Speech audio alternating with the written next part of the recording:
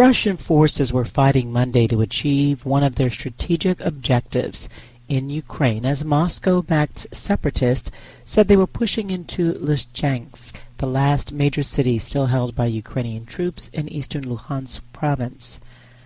Lysychansk's twin city of Severodonetsk fell Saturday in a victory for Moscow's campaign to seize the eastern provinces of Luhansk and Donetsk on behalf of pro-Russian separatists. Reuters could not confirm the report. Russia has shattered weeks of relative calm in Ukraine's capital with a missile attack. Kyiv's mayor speculated the airstrikes were a symbolic attack before a NATO summit starting Tuesday. U.S. President Joe Biden says the U.S. and other group of 7 leading economies will ban imports of gold from Russia. AP correspondent Charles de Ledesma. The move's the latest in a series of sanctions that the Club of Democracies will hope isolate Russia economically over its invasion of Ukraine. A formal announcement is expected on Tuesday as the leaders meet for their annual summit. Biden and his counterparts will huddle on the summit's opening day to discuss how to secure energy supplies and tackle inflation, aiming to keep the fallout from Russia's invasion of Ukraine from splintering the global coalition working to punish Moscow. I'm Charles de Ledesma. South Korean President Yoon Suk-yeol left for Madrid Monday to attend a NATO summit being held there. This is the first overseas trip for Yoon since his inauguration in May. During his stay in Spain, Yoon will hold bilateral meetings with various leaders and will attend a trilateral meeting with U.S. President Joe Biden and Japanese Prime Minister Fumio Kishida.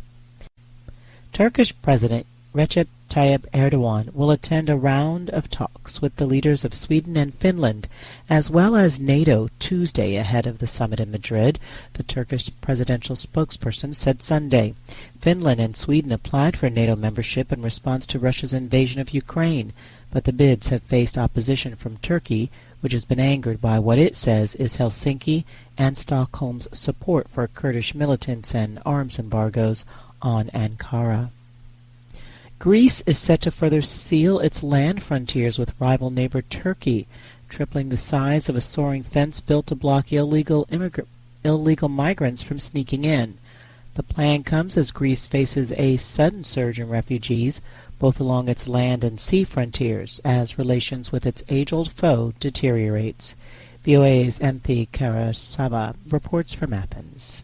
Greece began extending the security fence at its rugged border with Turkey last year, a decade after Athens initially built a 13-kilometer fence in the region to stem the tide of illegal migration. But a sudden surge in refugee flows has authorities concerned now. Migration Minister Notis Mitarakis explains. There is a clear attempt by Turkey, he says, to instrumentalize migrants in creating a crisis with Greece. And the numbers, he says, speak for themselves. While inflows have dropped dramatically from the 1 million mainly Syrians who spilled into the country during the 2015 refugee crisis, an estimated 1,000 migrants make illegal crossings a day. That's about 20% higher than last year. Greece must deal with heightened migratory flows along its sea borders too, mainly in the massive Aegean waterway that divides Greece and Turkey. Although they are NATO members, Greece and Turkey have been competing over air and sea rights in the Aegean for decades.